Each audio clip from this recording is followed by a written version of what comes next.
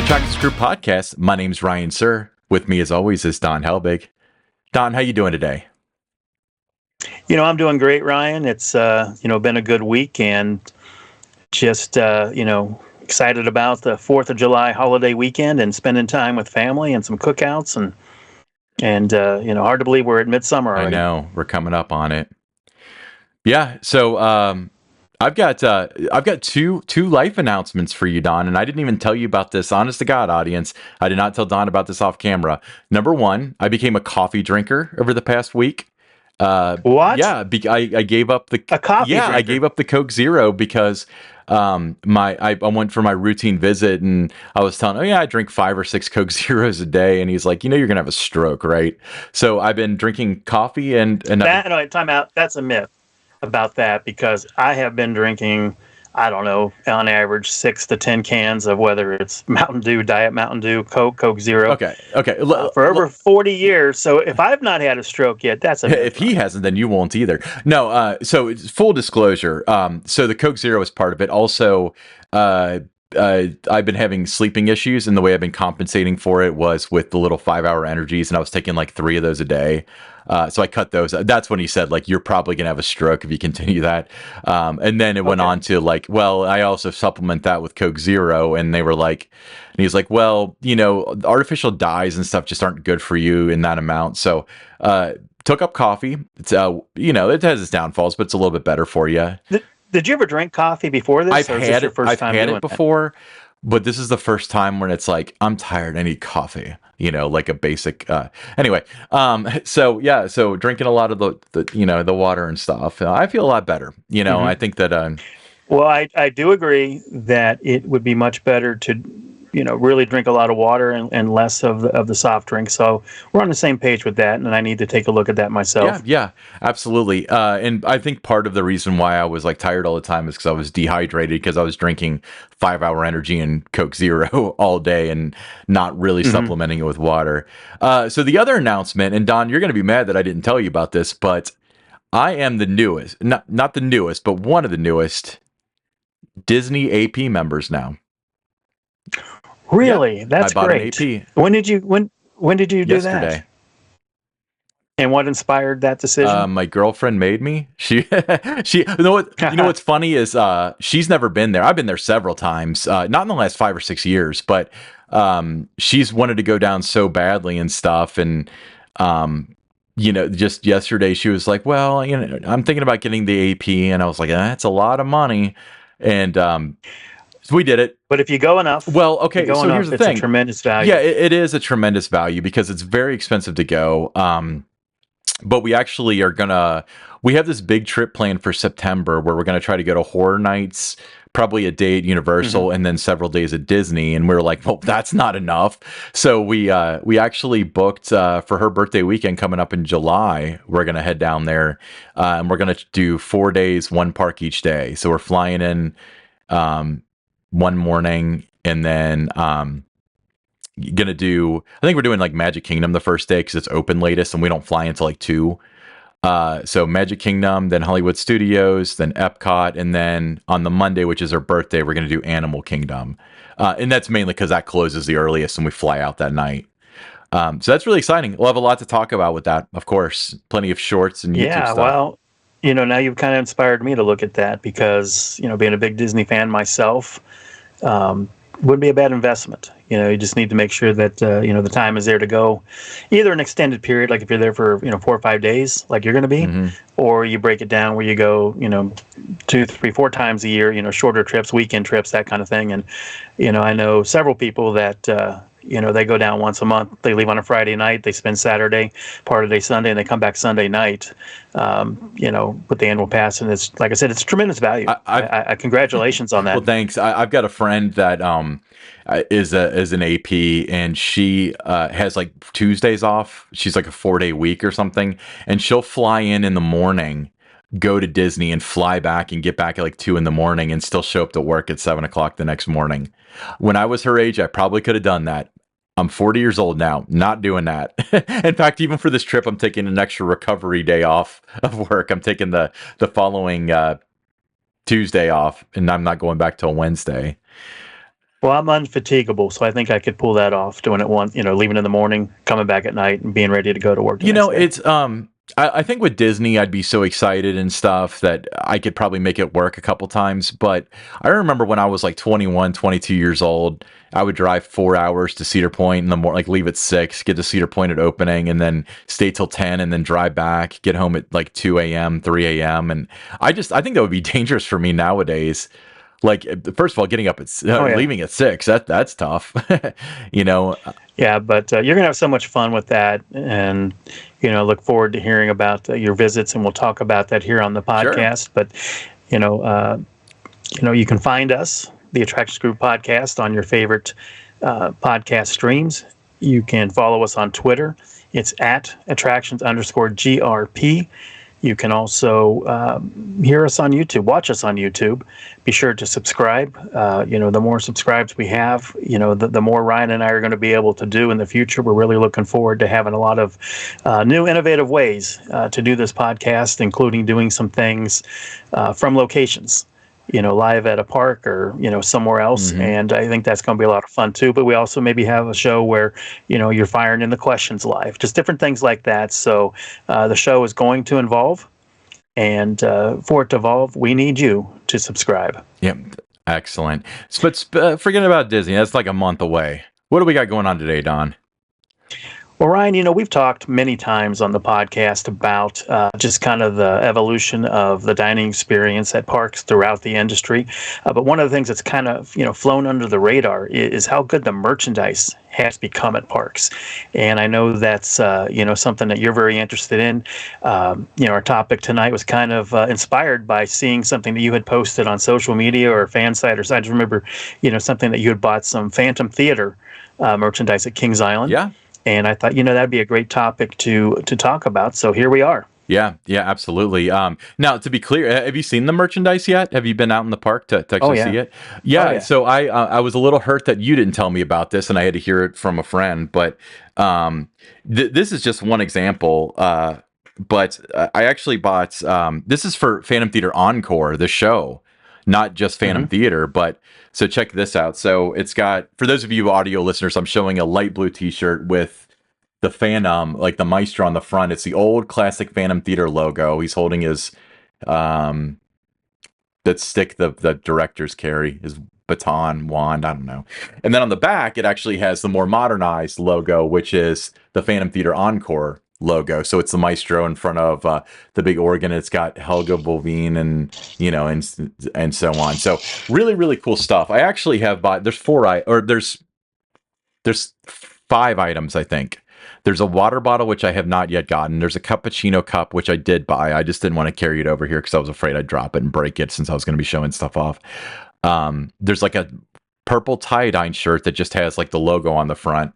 There's the shirt that I just showed you. It's a t-shirt with Phantom Theater on the front and Encore on the back. And there's a hoodie, which is similar to the t-shirt with Phantom Theater on the front and Phantom Theater Encore on the back. So really, really cool. For me, it's not just the fact that I love Phantom Theater and I love Phantom Theater Encore. It's the fact that you hardly ever see merchandise for shows at seasonal parks. Would you agree with that? Yeah, you never do. The only place I really can remember seeing it is Dollywood. Some of the shows that they have that are staples. But yeah, I mean that's a tremendous idea.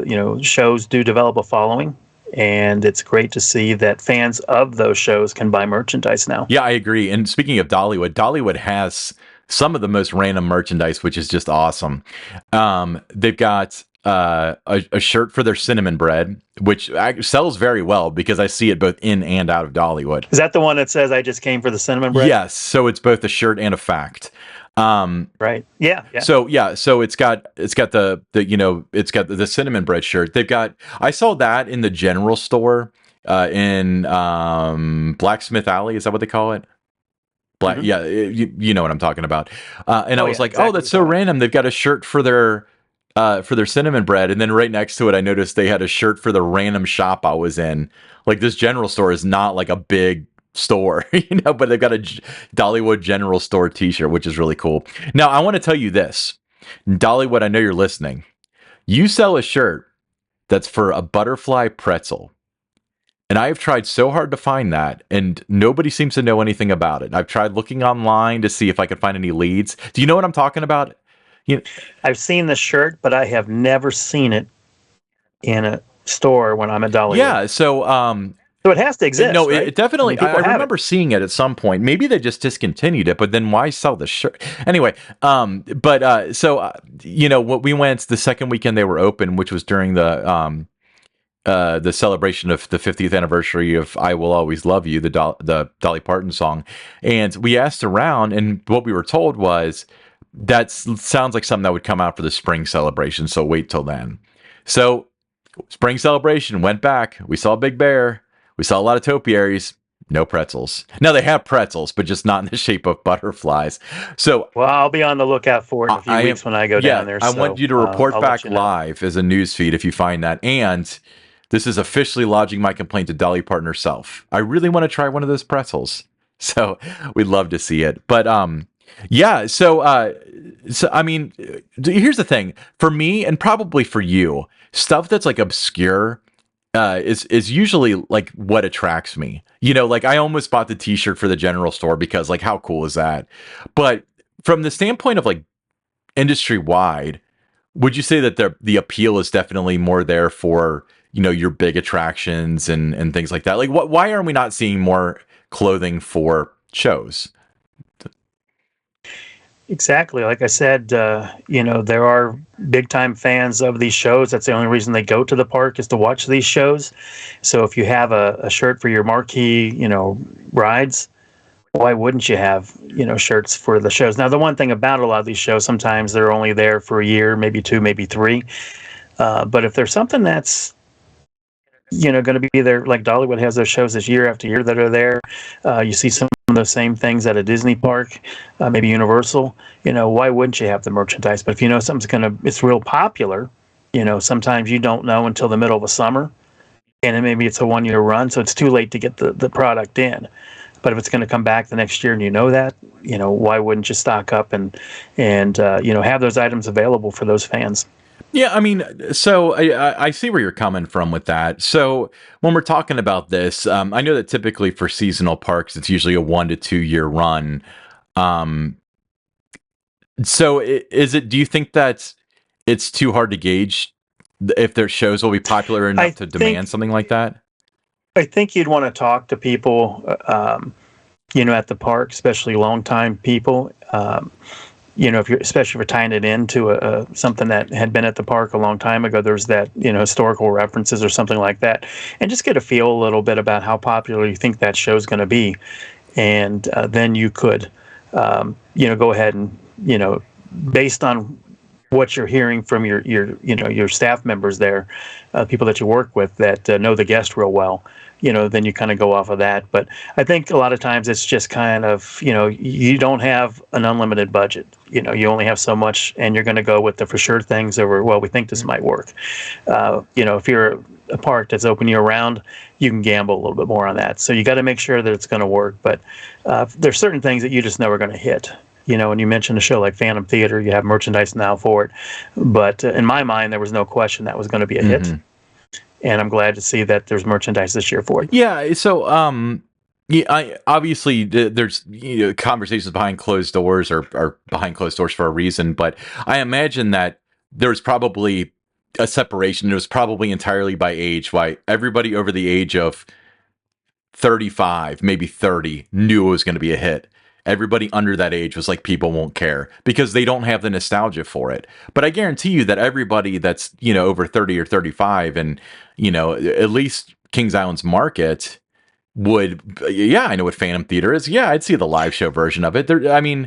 Lesson learned. And here we are halfway through the summer of the second season of it. And now you're getting the merchandise in. Kind of shows you where, first of all, supply chains are and how quickly you can get the stuff. And it kind of makes the point you're making where, you got to do a quick run now because we don't know if there's going to be a third year of it. And you might be stuck with the stuff on your shelves for a show you don't have. Yeah. Yeah, exactly with that. But, I think that, you talked about those age differences sometimes too, that if there's an attraction that was out there and it, you might think that you had to be at least 35 and above to remember it. these YouTube videos are out there, and the coaster enthusiasts, even though they might not have ever ridden a certain ride that maybe was at your park 20, 30 years ago, they certainly have heard about it.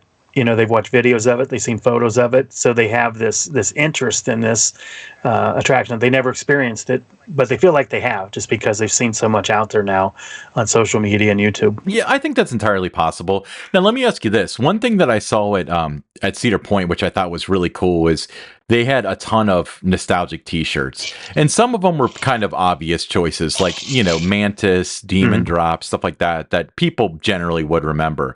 But they do a lot with Jumbo Jet, which was removed in like the early '70s.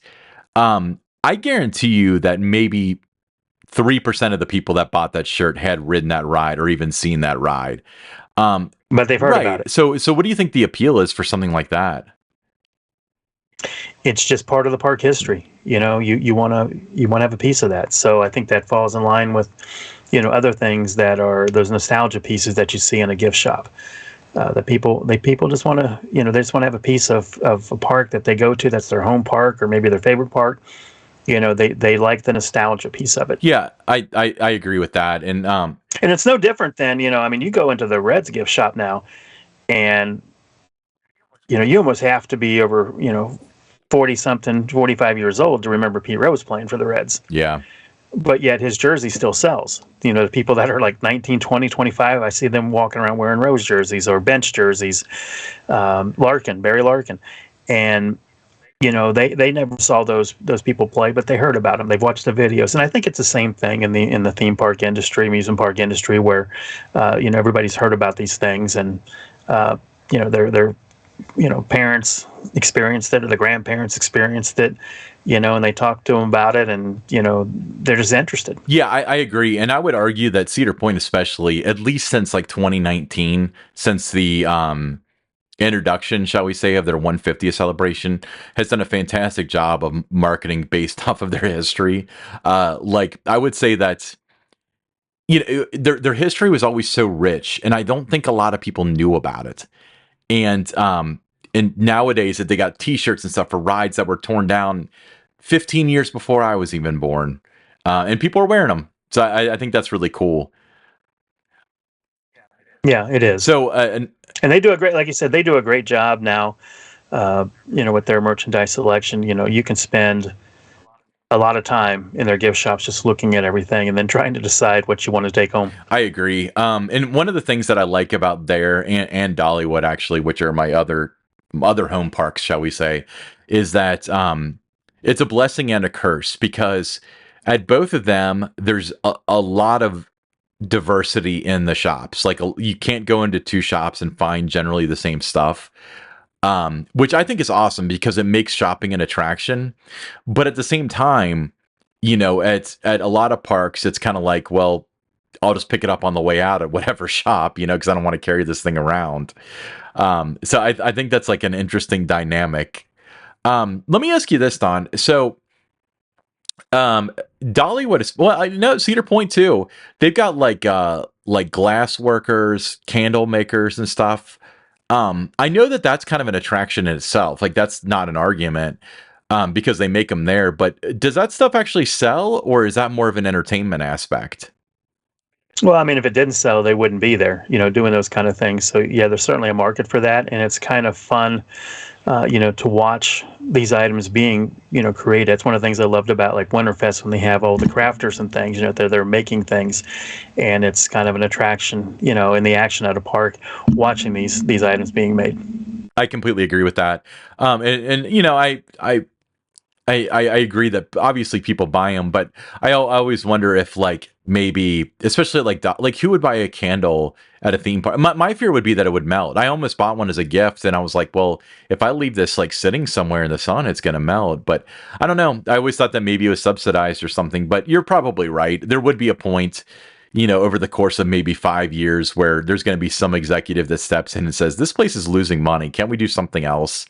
You're right. So As long as it works, as long as people are buying, those things will be there. But that's a throwback for me when I see that happening, because I can remember the very early days of Kings Island in the '70s when they had, the wood carvers and things like that making items. So it's always fun for me to see a park that's still doing those kind of things. Yeah, I mean they had wood carvers up until, God, I mean time's flying by, but it's probably 10 years ago now that they got rid of it at Kings Island, because remember it was next to the Fest House. But I don't Hmm. know. I don't remember if they were making them there or if they were just selling them there in the end. There were things that they would make. Woody Harrelson used to work at Kings Yeah. Island as a wood carver, and he did. There was a location that is now the shop when you exit Diamondback. So that's where he worked, in that location. So, they were doing it, Yeah. Okay. making those things, and it was popular, and, everything has its time and everything comes back. It runs in cycles. Something that was there, Mhm. 10 years ago comes back and it's real popular today, and then 10 years from now it won't be there. So, um, but it's fun to see just the handmade, type items that you can buy at a park. I agree. I think it is really cool to see that sort of stuff. I know Kings Island has a glass blower still. It's moved locations in my memory. It was on the right side of International Street as you enter. Now it's on the left side, but nonetheless, that dude's back and he's blowing glass. And I know there's always 3 or 4 people standing there watching him work, which to me would bother me. But it's been the same guy forever, so he's got to be used to it by now. Um, but so getting back on the actual subject of merchandising and making these choices as to what to put out on the shelves. I don't know for sure. I've never worked in merchandising in a theme park, but I know that in all of my retail experiences, like through college and so on, one of the things you learn is that real estate is super valuable. So I imagine that's probably true 50-fold in theme parks because you only have like 6 merchandise shops and they're probably not that big. So, how do you determine what you think is going to sell? Well, I think you know what your popular attractions are. You also look at trends just in, retail in general. So if there's a certain style of shirt, shorts, jacket, caps, anything like that, you're using the trends, what's popular out there, and it translates to a park. So if you see like a new era cap that's out there for baseball, football, that's going to translate to the theme park industry, and you're going to put the names of, rides and attractions or the park itself on there, or shirt designs, uh, you know, jerseys. That was a trend for a while, not anymore, but it was, maybe 10 years ago, where these pinstripe jerseys, you would put the name of the park on it or something, and it looked like, a New York Yankees or Mets jersey, but with the name of the park on it. So you just look at trends, and you put if you're seasonal, you're going to make those orders in November, December, January for the next year, and you're just looking at what's hot, and it translates to the industry. Yeah, and unfortunately, this was pre-pandemic, but you probably remember a little thing called fidget spinners, and they were really Hmm. popular, and it was really funny because there was a time when they became super popular overnight, as trends seem to do, and these little plastic things were $15, $20 in some cases. Um, and a friend of mine that works in retail for like an entertainment hotel, like a resort, he was buying them, and he was saying like buying them on behalf of the company, and he said that the experts are predicting that this trend will last until February of 2018 or something like that. So like they can almost pinpoint like when people are going to get tired of this Hmm. stuff. But thank God that was before the pandemic, because it would have been a situation now with supply chain issues and stuff where it's really popular and nobody can get them, and now they're $50 each for this piece of plastic that's going to be worthless in 3 months. You know? Yeah, but it's the same thing. Like if you were working in a retail store, what's hot. You just follow the trends, and you do the same thing with your park, and it works. Yeah. Is there a what kind of balance do you put between merchandise quality and value? Because you can certainly let me give you an example. Like so Bucky sells their shirts and their stuff very cheap. Like I think the hoodie's $23, which I mean, I remember when hoodies were $40 15 years ago, so that's half of that. But probably the quality isn't the best. It probably doesn't have staying power at that price. Is it important that people wear these things for years, or is it more like it's important that they wear it while they're excited about it for the first couple months or whatever? There's a fine line there. I mean, if something doesn't hold up, they're not going to come back and buy something else just because they have experience with it. It's like anything else. You go to a restaurant, whatever. If it's not good quality, you don't come back. So you do want it to be, it has to be a certain level. Mhm. Just so you can get the repeat business with it. And you do want them to wear those items, for a while. Yeah, and you know what? I would say, and I'm obviously not a decision maker in this, but I would say I would almost sacrifice at least a little bit of margin to up the quality, because if somebody buys a shirt for a Cedar Point shirt in August, September, and it comes t-shirt season again in April or May, and they're wearing the t-shirt, that might sell you some tickets. You're a walking billboard on behalf of the park. Um, Anytime you wear a piece of merchandise out there, you're a walking billboard. Cap, T-shirt, sweatshirt, jackets. They've got people with shorts, sweatpants, whatever it is. So yeah, you're a billboard out there. Yeah, that's why we wear Hawaiian shirts, because we just support one of the 50 states personally. Yeah. Number 49 balanced out the flag. It's an important one. Yeah, I completely agree. So, when we talk about purchasing, one of the things that's come to be, and it seems like with some chains, it was weird because they launched this in like 2015, 2016, then it went away, and then the trend came back a couple years ago before the pandemic, but thank God you had it during the pandemic, is online purchasing. Hmm. Do you think that that's going to continue to be an upward trend as far as the mix of business? I do, and I think that you're seeing some things that are available at these online stores that you cannot find in the park. There are parks that you're more of a destination. You're not just down the street, not something you're going to stop off after work and go buy something. So the online stores are even more important for those parks that maybe only visit once a year, maybe twice a Mhm. year. So I think that the online business is going to be a big piece, moving forward for these parks. And you've got fans all over really the world, for some of the bigger parks, whether it's a seasonal chain park or it's the Disney or Universal, those types of parks. So, I mean, you get guests from all over the world coming to your park, and maybe they didn't buy something while they were there, but they're certainly going to, get back home and check it out and buy some items. Or maybe they're in a situation where they can never get there, but they're a big fan of a roller coaster. They've been watching it on YouTube, and they just fall in love with the ride that way, and they want something to represent. So, yeah, I think that's, just scratching the surface on what the online stores can be for the parks. Yeah, so two thoughts here. So the first one is another use case that you didn't mention that I've actually used is, like I mentioned earlier in the show, my girlfriend's birthday is in July. When we usually go to Cedar Point twice in the early season, and she was just eyeing that Maverick Squishmallow. She just loved it. She wanted it, but I couldn't buy it because I was with her. So I bought it through their online store. Right. As soon as we got home, it shipped to me, and it was a surprise. But let me ask you this, and let me play devil's advocate a little bit, because this is actually a conversation I had that was about a dealing I did with a theme park.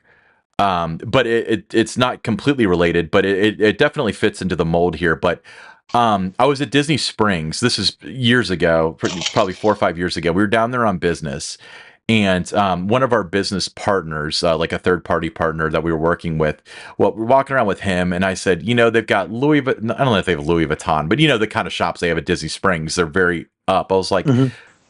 why would somebody buy a $2,000 purse on vacation? Like, why wouldn't they make that purchasing decision at home? And he was like, no, it makes perfect sense. And I was, why? And he said, because if you buy that item and you buy it on vacation, every time you see that item, you're going to mentally connect it to that vacation. So, I wonder if, because here's the thing, like, I mean, Well, there's that, yeah. I go to Kings Island all the time, so I probably won't remember when I bought this Phantom Theater shirt, but I will tell you that I remember the day I bought the Cedar Point mug, because that was a unique experience, and I remember shopping, and I loved the logo, and I looked around, and I couldn't figure out, which one I wanted to get, and I had to find something in my size, and I found the perfect item, which was, I mean, I could tell you the whole story. So you kind of lose that if you buy it with the online store. But the use cases that we mentioned probably offset that. It's just the people aren't choosing between buying in the park and buying online typically. I would argue that people either buy in the park as an impulse or whatever. And then if they have remorse for not purchasing, then they buy online, or, if it's a gift Oh, or exactly. whatever. Or they see something, on social media or a fan site of an item that's come in that they want. It's got their attention, and they're not going to be going back to that park, maybe for a while or until the next year. Got to have it now. So that's going to spur those online sales too. So you're seeing a lot of that through, being driven through social media and fan sites. Yeah, I completely agree. I've actually got a text thread with some friends that watch online stores for like Kings Island, Cedar Point, Disney World, and we chat about it if something new comes out. So oftentimes we're, the way that the cookie crumbles, it seems like, and I don't know if this is the official process or whatever, but it seems like it comes out on the online store, and then it takes a few days to get into the normal store, which is probably just a production thing or a shipping thing. But we always eagerly anticipate the new stuff coming out if we want it. But Don, let me ask you this: so you've been around to a couple parks here and there. What are some of your favorite items you've actually purchased from a theme park? Well, for me, I would always get the T-shirts of my favorite rides there if they had those kind of shirts, especially if it was a new attraction. If I was at, say, Busch Gardens, and Alpengeist was opening that year, I wanted an Alpengeist shirt. I'm big on those posters that are now out there, made to thrill posters of park attractions. Some of them are, what they do really well too is it's not just the current rides. There's also the historical piece of it, of attractions that are gone. So I'm a real big fan of those made to thrill posters, the different series that parks do with that, and caps. I was a big cap collector, back in the 80s and 90s, and I'd go into one of the shops, and whether it was the name of the park on it or a ride, there was always a cap or two or five during that year that I would buy. Yeah, that's awesome. Yeah, I completely agree. I'm not. Shot glasses. Yeah, yeah. It's a I big used to shot collect glass a lot club. of shot glasses from parks. I don't wear a lot of like theme park T-shirts and stuff like that. Mainly because I'm not, like, when I ran KI Central and stuff, I was never very comfortable with people coming up to me that I didn't know that would be like, "Oh yeah, I love the site and you do such a great job." And it's like, you guys run that. I just make sure it doesn't catch fire. So I try not to identify with parks so much. That's changed recently, obviously. I bought the Phantom Theater shirt, but I love shot glasses. I love tumblers. Um, Actually, let me just show you some of the stuff. Okay, so You're gonna start collecting coffee mugs now, aren't yeah, you? yeah. But I also I see so many hats I like, and I always kind of like, I never wear hats. I always wish I was a hat guy so I could like get a hat, but I wasn't a coffee drinker until last week, and here we are. But I showed this really quickly, but this is my mug from Cedar Point's 150th celebration. This is one of my favorites. For those of you who are listening, it's got the 150th logo and the Cedar Point skyline. It's a Tervis tumbler. But this was awesome. It really called my name. I actually have never used it. I use it as a display piece on my shelves. So I love that. This is probably my favorite, but I've got the 50th anniversary golden Eiffel Tower from Kings Island. Mm-hmm. I bought almost every 50th item that Kings Island sold, for the record, and this is my favorite. But this one I actually pre-ordered because I knew that it wouldn't sell out, but I thought that it might, so I pre-ordered it. And it's just, I've wanted an Eiffel Tower for about 15 years that looked more like the one at Kings Island and less like the one in Paris. And this one fits the bill enough, So this is one of my favorites. I love this thing. I actually kept the box and everything too. And then here's another one that I really like. These what are these? These are Print My Ride. The coaster Yeah, cutouts. coaster Yeah, the cutouts. Print coaster My Ride cutouts. is the name of the company, but I got the Vortex one here.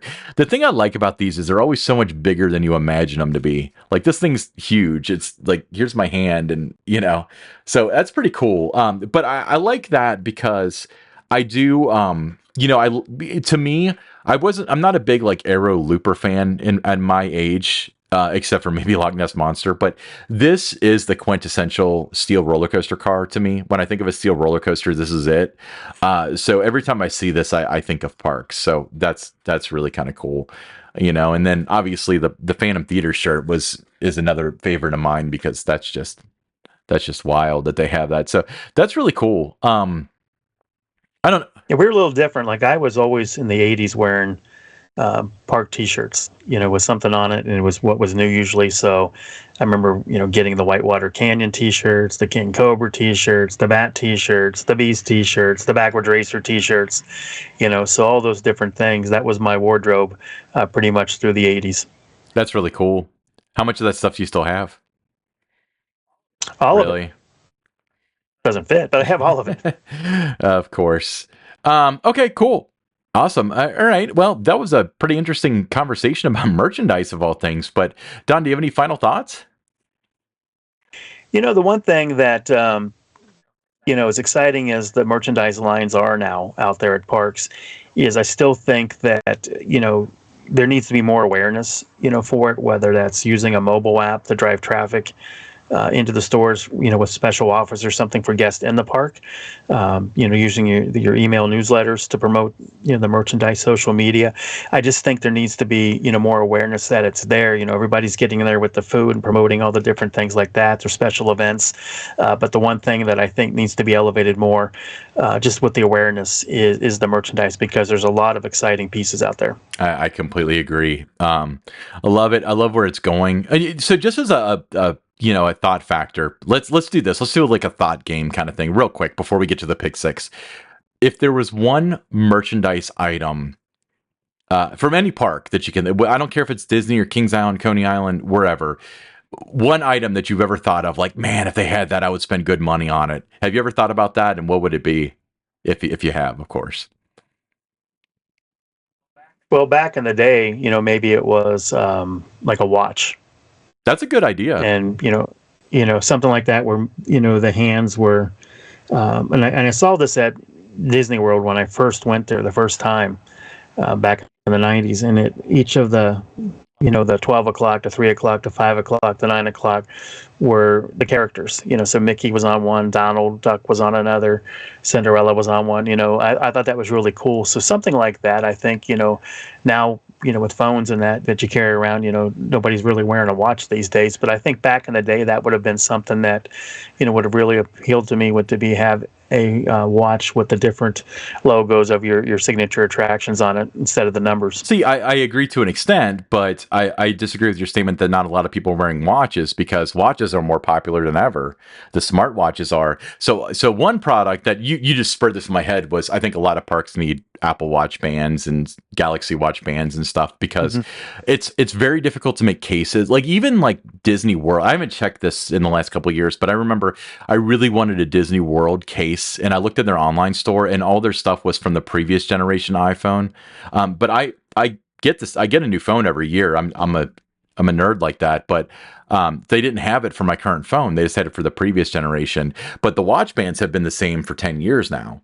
So that would be a really cool product. I would totally go for one that has like, it's got a cool design. Just doesn't just say the park name or something, but one with a really cool design. I'd spend good money on that. Let's put it that way.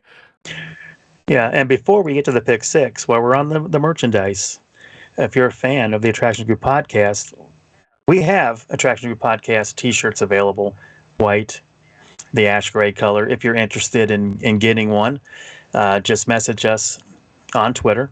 Again, that is attractions_GRP with our Twitter handle, and we'll let you know what the price is. Just tell us your size that you want. We'll tell you the price. We'll get all your information, and we'll get those shirts shipped out to you, and you can proudly wear an Attractions Group podcast T-shirt. Yeah, that'd be cool. You'd look very stylish. Well, in addition to that, while you're on Twitter, since you're there anyway, why don't you tweet at us at attractions_GRP and tell us what your favorite piece of theme park merchandise is. Actually, better off, send us a picture, tweet it at us. We'd love to see it.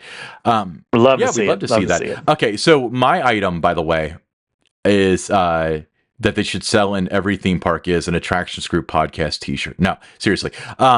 So I want to see a like a Phantom Theater diorama that's like well made, like a porcelain thing. That's like the ballroom scene, and it has like all the characters. It doesn't have to move or anything like that, but like a nice shelf sitter. I know that Magic, or not Magic Kingdom. Um, I'm blanking here. Haunted Mansion. They've got similar products to that. Not exactly that, but they've got like I've got a friend that has a Haunted Mansion like candle holder thing. So it looks like Haunted Mansion on the outside, but on the inside, it like you can put candles in there and like it'll make stuff spin or whatever. So I would love to see a diorama like that. I would spend a pretty fair amount of money for something like that. So that would be pretty cool. Yeah, that'd be cool. Awesome. Cool. All right. Well, without further ado, it's now time for the Pick Six.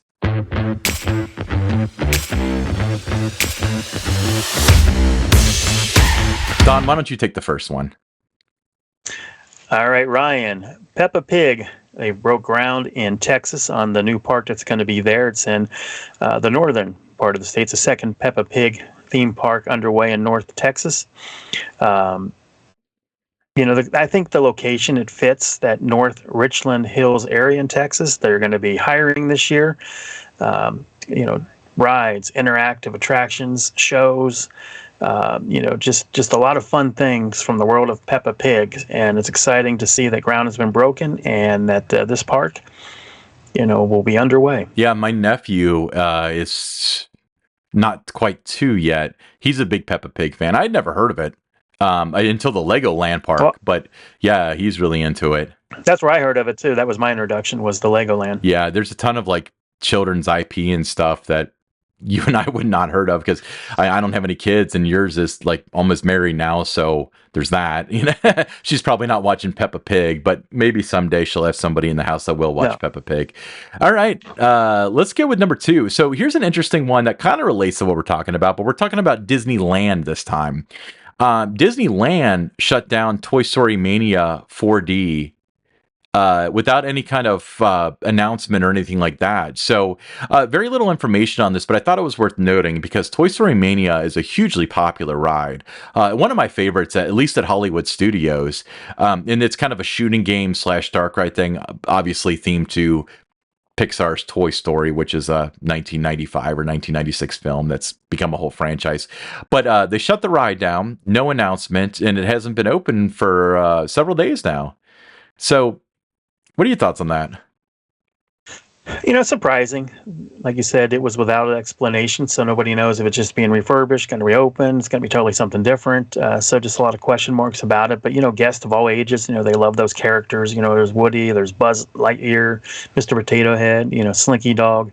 It's a pretty drastic change, whatever they're going to do there with that. It's one of their most valuable properties. So it was very surprising to see this come about without any type of explanation for what's going on. Yeah, I'm willing. I'm going to walk out on a limb here, Don. Now, I'm willing to say it's not going to be a long closure. It's probably something they need to repair, but they just can't have the ride open, because if it was going to be a several month or several even week rehab, they'd probably let you know about it. It's probably pretty eminent that it's going to open. So a little clickbaity on the article, I must admit, but it's an interesting fact because it's people kind of think about the infallibility of Disney and at least the theme parks in a lot of cases, and they have problems like everybody else. What's the next one, Don? Yeah, they do. Well, there's an area of Universal Studios Hollywood that we've learned is built on the top of an old parking garage. It's a little bit risky there when you think about that being kind of in an area where there's frequent earthquakes and things like that. But it's in there, what they call the Super Silly Funland in the park. It's in the upper lot if you've been to that park. So it's kind of an interesting thing to hear about, that it's built on top of that. Yeah, I was surprised to see that as well. I've never been into Universal Studios Hollywood. Big time on my bucket list. We discussed it, Super Mario World and so on. But that park is very interestingly laid out. I know that it's famous for its very long escalators, if anything. But I got to make it out there. Have you been there? I have not been to that park. I wanted to go when I was out there. It was years ago, but it was 2003 Stanley Cup Finals when the Anaheim Ducks were in it against the New Jersey Devils. And it really came down to, did I want to see, a Dodgers game and a Padres game while I was in the area, or did I want to go to Universal Studios Hollywood, and I picked the baseball games. I'm not entirely certain if that's a good choice, but it's the choice you made nonetheless. All right. Well, I love Dodger Stadium, so I had no regrets. Dodger Stadium was really, really fun. Yeah. Well, I'd love to go to Dodger Stadium someday. Okay, so number 4. So back to the queen of theme parks and the queen of my heart, Miss Dolly Parton. So she's going to be doing a special giveaway for her Imagination Library's 200 millionth book given away. Huge milestone, 200 million books. I even know people personally in this market that have gotten books from the Imagination Library from Dolly Parton. But whoever gets the 200 millionth book is gonna get a personal call from Dolly Parton. How cool would that be? Even when I was like small enough to know or to get Imagination Library books, I knew who Dolly Parton was. But just imagine if it's somebody that like has been to Dollywood and stuff, and they get a call from Dolly Parton. I think that'd be cool. Yeah, that would be really cool. And that is something that whoever gets that call, they're going to remember for the rest of their life, and they're going to tell their friends and everybody about it. And that's just something that doesn't happen to everybody. Not too many people can say they got a call from Dolly, so that can be really cool. But again, 200 million. That is a huge number. Yeah, that's a lot of books, and she does a lot of good in around Sevier County and all around the world, all around Tennessee and onward. But God bless Dolly, she's our favorite. Okay, what's number 5, Don? We have Six Flags New England. They're going to have their largest summer celebration ever. They've got 9 fireworks celebration nights. Those are starting now through August 25th. It's got live music, specialty food, and of course the fireworks. So you're seeing more and more parks doing these fireworks celebrations, and Six Flags New England, the latest to jump on board with that. But it sounds like a really, if you live in that area and maybe you have a season pass, that this is going to be something you're going to want to see and experience. Yeah, great park. The question though is, do they have drones? I don't think they do. Did not see drones anywhere that I looked when I was reading different stories about it.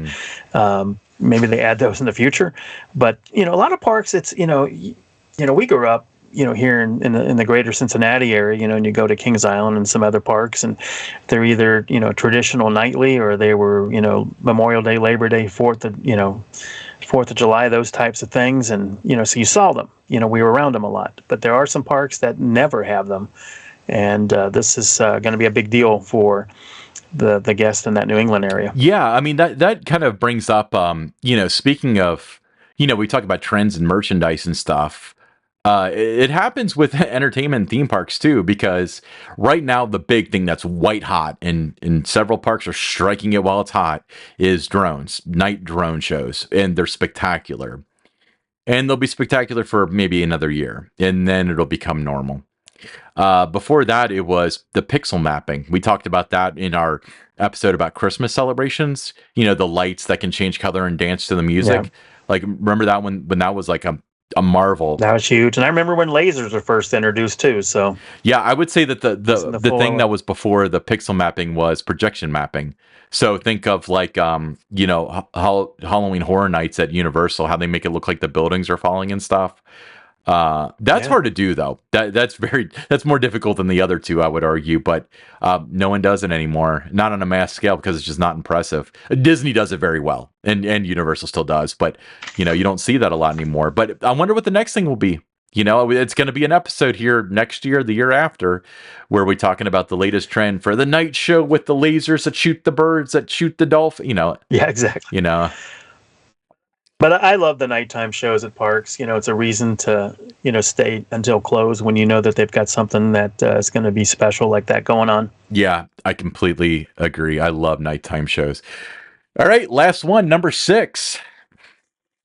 Busch Gardens, Tampa. They're retiring Sand Serpent, their wild mouse coaster. Have you ridden Sand Serpent? I have. I think we've got to July 9th to experience it. Great family coaster, a lot of fun. But after nearly 2 decades, it's going to make way for an exciting new addition in that area of the park. I believe it's the Pantopia area where that's located. So you hate to see rides go, but kind of excited about what they might be able to do there. Yeah, my understanding, yeah, July 9th, I can confirm that. But my understanding is that it is almost certainly making way for something new, which is kind of exciting in itself. Because I hate to see rides torn down, but there is a certain excitement where there are some rides when it's like, hey, we've been waiting for this. But there are other rides where it's kind of like, it's passe, nobody rides it, so they're going to tear it down, and it's almost like they got to have something planned, but I think this is one of those instances, so that's kind of exciting. I've been to Busch Gardens Tampa and probably 10 years now, but I'll have to make it back out there. They've got that big RMC and stuff that we want to play with, right? Yes, and that's one of my favorite parks is Busch Gardens Tampa. And if I had an annual pass to Disney World, the Disney parks like you have, I would certainly be adding a annual pass for Busch Gardens Tampa, because if I was in the area, I'd want to make sure that I also visited that park. I mean, so add that to your list. Well, we're looking at Universal as well. We're debating that. The problem that we're having. Why don't you just get all three? Just get Busch Gardens, get Universal, get SeaWorld, get them all. That may not be out of the realm of possibility, to be honest with you, because SeaWorld's right there. So even if we just go to SeaWorld, like, you're getting its worth. But I haven't been to Busch Gardens Tampa in like 10 years. The girlfriend's never been there. So I don't know. I don't know if we would go down there enough to be able to do it without rushing. There's no relaxation element to it. The Disney thing's going to be bad enough, because even in the 2 trips that we go, in several weeks, and then in the fall, we're not going to be able to do everything. So, but I don't know. Well, I'll think about it. I'll let you know. What's going to be next, Ryan? You're going to have the annual pass, and then you're going to add Universal and that to it. You're going to find yourself going down there more and more, and the next thing, you and your girlfriend are going to decide, hey, why don't we just move to Orlando? We spend so much time there. I would see it as we would go down there for a weekend trip and just not come back. That's probably the way it's going to end up. Cool.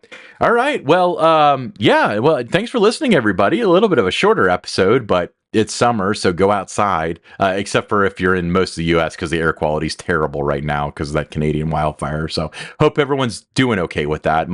For some reason, my allergies are on fire today, and I'm wondering if it's related to that somehow. But make sure that you subscribe on your favorite podcast apps. Subscribe on YouTube. YouTube's a lot of fun. Tweet us at attractions_GRP. As Don said, shoot us a PM if you're interested in a t-shirt. We also still have those sponsorship opportunities available if you want to shoot us a PM. We have stuff in the works, but we do still have stuff available. So really appreciate it. Don, thank you for co-hosting once again. Yeah, it's always a good time talking with you. I mean, we both share that, common interest in the industry, and it's just always fun every week when we get together and do this. It is a good time. But thanks, everyone. Enjoy your summer. And I'm not acting like we're signing off for the rest of the summer. We'll be back next week. But enjoy. Episode 50 next week. Episode 50, and it's 4th of July week. So we have to talk. Maybe we'll talk about 4th of July celebrations next week. Can we shoehorn that in for our 50th? We can. Let's talk about which park did it best. Oh, that's a good idea. We'll have a battle of the parks. It'll be like the NCAA tournament. Okay, cool. Awesome. Well, thanks, Don. Thank you, everybody, for listening, and have a good night.